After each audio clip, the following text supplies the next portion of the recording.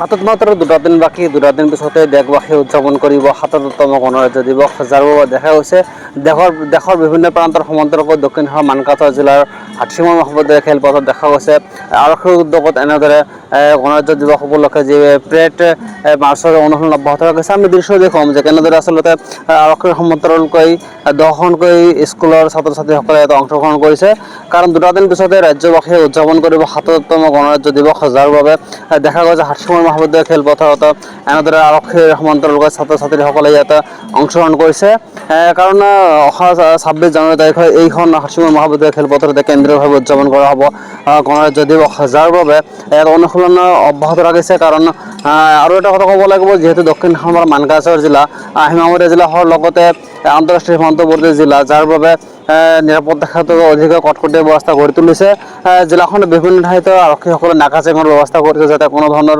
দুষ্কৃতিকাৰীয়ে কোনো ধৰণৰ কুটাঘাত সংঘটিত কৰিব নোৱাৰে যাৰ বাবে নিৰাপত্তাৰ ক্ষেত্ৰত অধিক কটকটীয়া হৈ উঠিছে। আমি দৃশ্য দেখুৱাইছোঁ যে কেনেদৰে হাতীচিঙৰ মহাবিদ্যালয় খেলপথাৰত আৰক্ষীসকলে এনেদৰে আজি পেৰেড মাৰ্চৰ যে অনুশীলন অব্যাহত ৰাখিছে কাৰণ ইয়াত অসম আৰক্ষী আদি কৰি যি অসম বেটেলিয়ন আৰু লগতে NCC আৰু বিভিন্ন স্কুলৰ ছাত্ৰ ছাত্ৰীসকলে অংশগ্ৰহণ কৰিছে।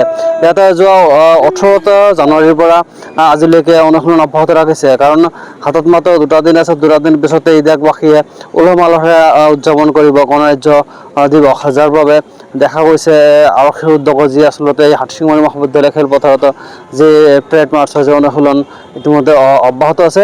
আমাৰ এতিয়া যি পেৰেড কমাণ্ডাৰ আছে আমি তেখেতৰ সৈতে মনে মনে কথা পাতিবলৈ যত্ন কৰিম। আমাৰ ইয়াতে গণতন্ত্ৰ দিৱসৰ পালন কৰিবলৈ পেৰেড প্ৰেক্টিছ চলি আছে।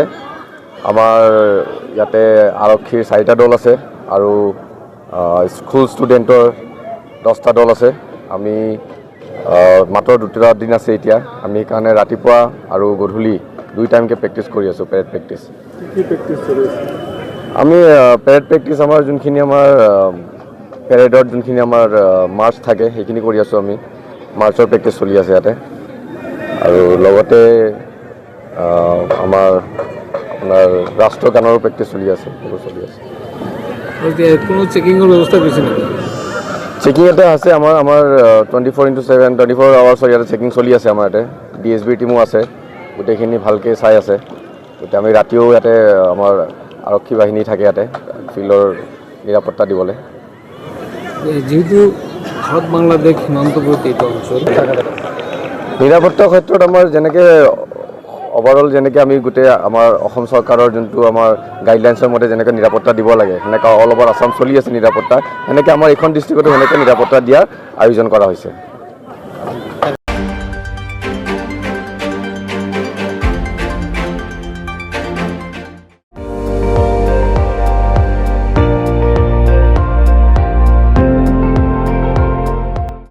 আপুনি চাই আছে ND24 সৰ্বশ্ৰেষ্ঠ নহয় সৰ্বোত্তমৰ দৌৰা।